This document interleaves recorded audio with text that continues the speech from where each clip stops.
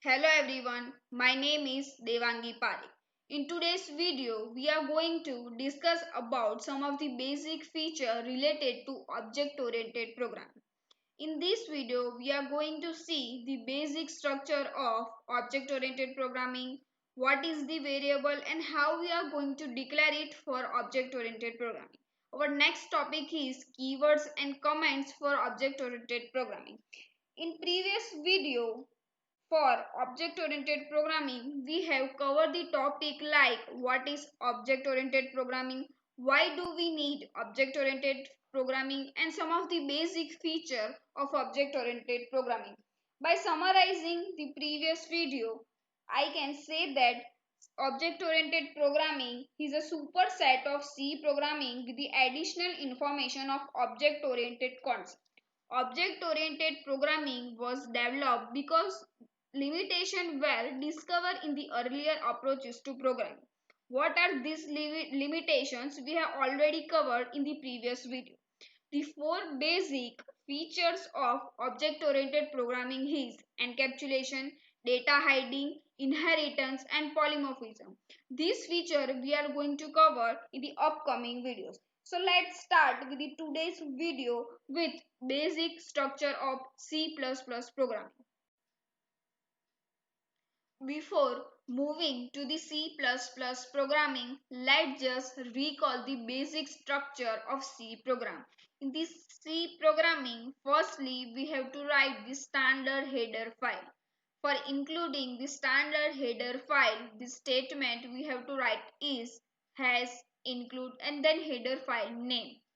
Here I have written stdio.h. Then we have to write the main function. In the main function, the real programming will lies. So here is the basic program for hello world. For printing the hello world in the screen, we have to use the printf function. By using this function, hello world will be displayed on the screen. So this is the basic structure for C programming. Now let's understand the programming for C++. Let's just interpret this code line by line. So in the first line, I have written 2 slash which indicate the rest of the line is treated as comment which has no effect on the behavior of the program. In the second line, I have declared the standard header file. To declare the standard header file in the C++ program, we have to write hash include and then file name. Here, the standard header file is iostream. Iostream stands for input output stream.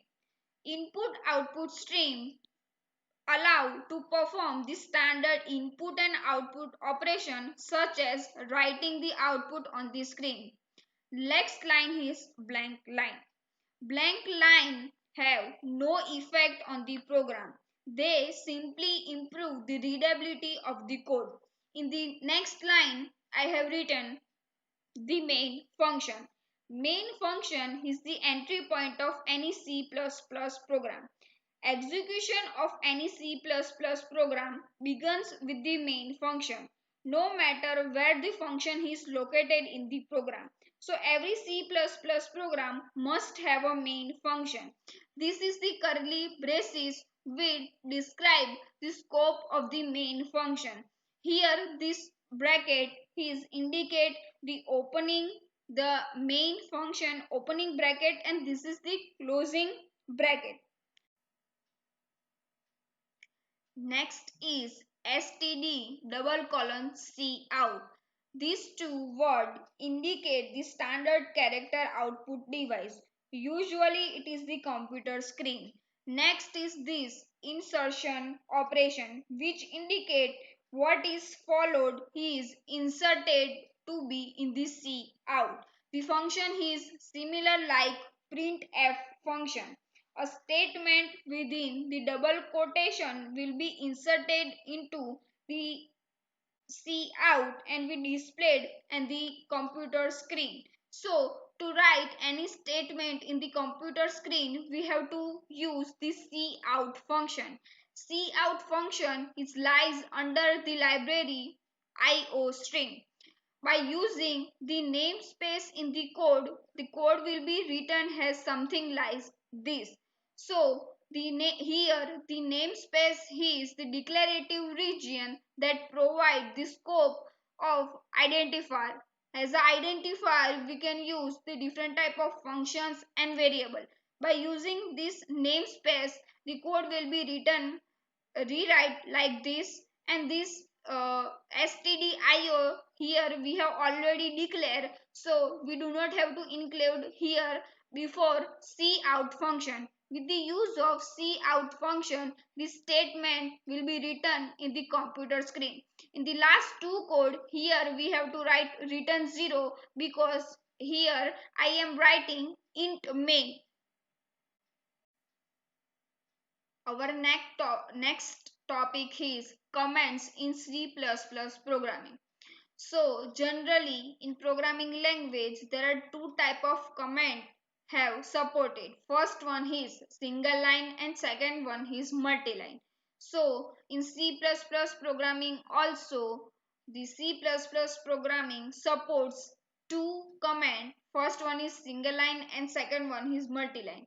To write the single line comment we have to write this double slash, and to write the multi line comment we have to write this symbol slash star, and for end of the comment we have to again write star and slash. Now let understand this with one example. So here is the example for single line comment. To use the single line comment I have written double slash, and then the statement follows print hello world will be treated as normal statement and it will be ignored by the compiler. So here is the basic program for demonstrate the comment in the C++ programming. Next topic is variable in C++ program. We have already seen the concept of variable in the C language. The same concept will be followed by C++ programming. So let's just quickly go through this topic. So variable provide us a name storage that our program can manipulate. The variable can be written as in letters, digit and underscore. It is the same like a C programming. Let's just see the example of different variable. So here is the table which type of basic variables are provided by the C++ programming. First one is boolean. So boolean will be treated as two values. First one is true and second one is false. Second variable is character variable. It is one kind of integer type. Next one is integer.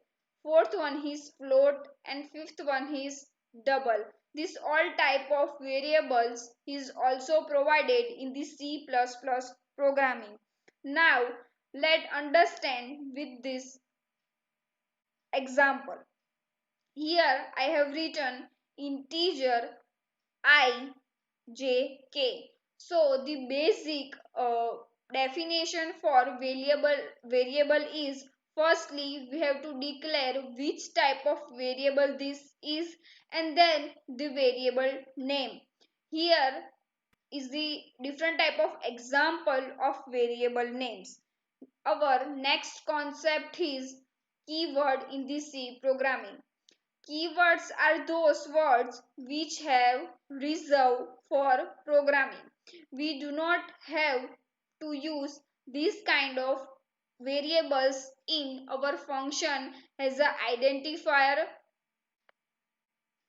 This is the basic table I have drawn. All these keywords are written in this table, and this keyword we cannot use as identifier. By summarizing this video, in this video we have seen the basic structure for C++ programming. In C++ programming, firstly we have to change the header file. In the standard header file, first we have seen IO string. Secondly, additionally, in the C++ programming, we have to write the name space. Next, we have seen the three basic concepts of C++ programming. First one, we have seen the commands. Second one is keyword, and third one is variables. Thank you for watching this video.